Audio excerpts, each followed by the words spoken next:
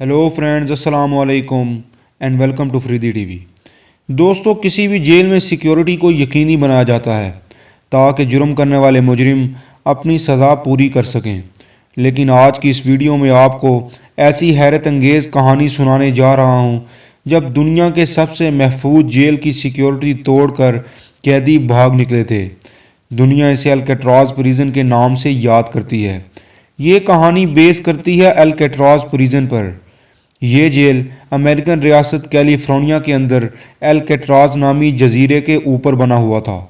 इस जेल को 11 अगस्त 1934 को खोला गया था।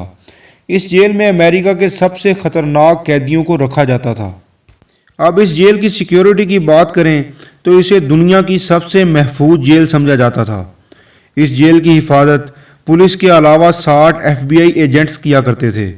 लेकिन कैदी अगर भागना भी चाहते तो कहाँ भागते। अल्काट्राज़ प्रिजन के चारों तरफ इंतहाई सर्द समंदर मौजूद था। ये जेल अमेरिकी रियासत कैलिफोर्निया से 1.5 किलोमीटर दूर था और दरमियान में सिर्फ ठंडा पानी था, इसलिए इस जेल से भागना नामुमकिन था। लेकिन 11 जून 1963 को इस जेल में एक ऐसा वाक़या पेश आया जिसके कुछ अरसे बाद ही इस जेल को बंद करना पड़ा। ये कहानी है इस जेल में मौजूद 4 कैदियों की। इन 4 कैदियों में 2 भाई भी शामिल थे। इनके नाम जॉन एंगलिन और क्लेरेंस एंगलिन थे। ये दोनों भाई कई बैंक डकैती के जुर्म में बंद थे। तीसरा कैदी फ्रैंक मॉरिस था और ये आदमी 13 साल की उम्र से ही जेल जाना शुरू हो गया था। और इस कहानी का चौथा कैदी एलन वेस्ट था। एलन वेस्ट ने ही सबसे पहले फ्रैंक मॉरिस से जेल से भागने की बात की थी। ये दोनों कैदी इस जेल के ब्लॉक बी में रहते थे। फ्रैंक मॉरिस को इस ब्लॉक के अंदर लगे हुए वेंटिलेशन का ख्याल आया जहां से हवा अंदर आती थी। इन दोनों ने ये बात जोन्स ब्रदर से की। इनकी यह बात 1 साल तक चलती रही और ये जेल में सिक्योरिटी की खामियों को नोट करते रहे।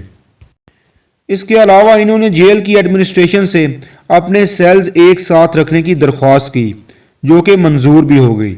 दिलचस्प बात यह थी कि इन चारों के सेल्स की दीवार पर वेंटिलेशन ग्रिल्स भी लगी हुई थी जिनको तोड़कर ये जेल की छत पर पहुंच सकते थे। अब इन्होंने अपने प्लान पर अमल करना शुरू कर दिया। इसके लिए इन चारों ने सबसे पहले डमी हेड्स यानी नकली चेहरे बनाए। ये चेहरे इन्होंने कंक्रीट, सीमेंट और दूसरे कुछ मटेरियल की मदद से बनाए थे जो ये कई अरसे से जमा कर रहे थे। यहाँ तक कि इन्होंने इन चेहरों पर इंसानी बाल भी लगाए। इन कैदियों में से एक कैदी क्लेरेंस इस जेल में कैदियों के बाल काटा करता था और ये बाल इसने जमा किए थे। ये चेहरे इन्होंने इसलिए बनाए थे ताकि ये चेहरे अपने बेड्स पर तकियों के ऊपर रख सकें और जब जेल के गार्ड्स दूर से देखें तो इनको लगे कि ये चारों अपने सेल्स के अंदर ही मौजूद हैं।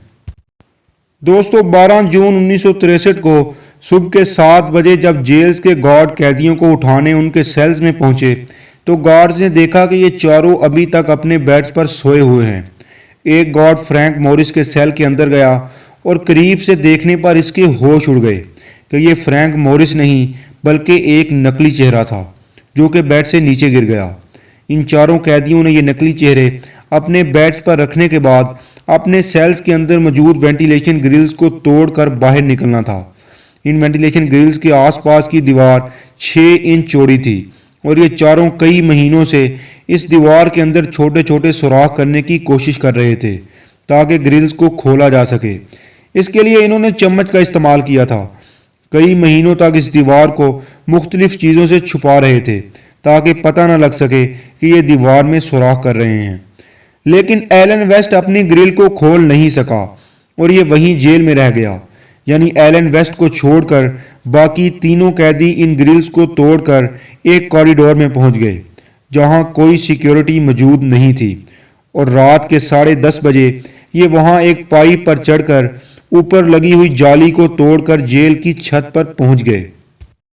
इसके बाद ये इस छत से एक पाइप के जरिए नीचे आए और जेल की फेंस पर चढ़कर जेल से बाहर निकल आए। दोस्तों, उस दौर में CCTV कैमरास मौजूद नहीं होते थे, इसलिए इनको फेंस के ऊपर चढ़ते हुए देखा नहीं जा सकता था। लेकिन इनका अगला मसला वो समंदर और इसका सर्द पानी था जो इस जेल के चारों तरफ मौजूद था। जाहिर सी बात है कि ये तैर कर तो वहाँ से भाग नहीं सकते थे لیکن ان تینوں نے اس کا حل بھی سوچا ہوا تھا۔ دراصل پچھلے کئی مہینوں سے انہوں نے جیل کے ایک حصے کو اپنی ورکشاپ بنایا ہوا تھا۔ یہ لوگ یہاں اکٹھے ہوتے اور چپکے سے اپنا کام کرتے رہتے تھے۔ ان لوگوں نے 50 سے زیادہ رین کوٹ اکٹھے کیے اور ان رین کوٹس کو انہوں نے سٹیل کی باف اور سوئی کے دھاگے کی مدد سے ایک دوسرے کے ساتھ جوڑا اور 6x14 کی ایک ربڑ کی سی کشتی تیار کر لی۔ اس کشتی میں انہوں نے ہوا بھی بھری۔ اس کے لیے انہوں نے جیل سے ایک میوزیکل انسٹرومنٹ چرایا جس کو کنسنٹرینا کہتے ہیں۔ اس پورے پلان کا جیل گارڈز کو ایلن ویسٹ نے بتایا تھا، جو اپنے سیل کو توڑنے میں کامیاب نہیں ہو سکا تھا۔ یہ تینوں قیدی دنیا کی سب سے خطرناک جیل الکیٹراز پریزن کو توڑ کر فرار ہو چکے تھے۔ یہ خبر سنتے ہی اس جیل کی سیکیورٹی بڑھا دی گئی۔ امریکہ کی پولیس سے لے کر FBI تک ان تینوں قیدیوں کو ڈھونڈنے کی بے حد کوشش کی گئی، لیکن ان کا کچھ اتا پتہ نہیں چل سکا۔ FBI کو سمندر سے کچھ رین کوٹس اور اینگلن بردر کی فیملی کی تصویریں بھی ملی، جس کا یہ مطلب ہو سکتا ہے کہ یہ تینوں سمندر میں ڈوب گئے ہوں۔ لیکن پھر ان کی لاشیں کیوں نہیں مل سکیں؟ اس سمندر میں جو کوئی بھی ڈوبتا تھا اس کی باڈی پانی کے اوپر آ جاتی تھی۔ یہ بھی کہا جاتا ہے کہ اینگلن بردر کے بڑے بھائی رابرٹ اینگلن نے مرتے ہوئے اپنی بہنوں کو بتایا تھا کہ اس کے دونوں بھائی خیریت سے ہیں اور وہ اس سے رابطے میں ہیں۔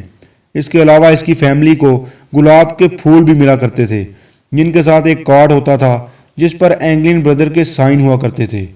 ایک اور دلچسپ بات یہ ہے کہ اس فیملی میں کسی کی بھی ڈیتھ ہو جاتی تھی تو ان کو ہمیشہ 2 پراسرار عورتیں نظر آتی جنہوں نے اپنے سر ایک ہیٹ سے چھپائے ہوتے تھے۔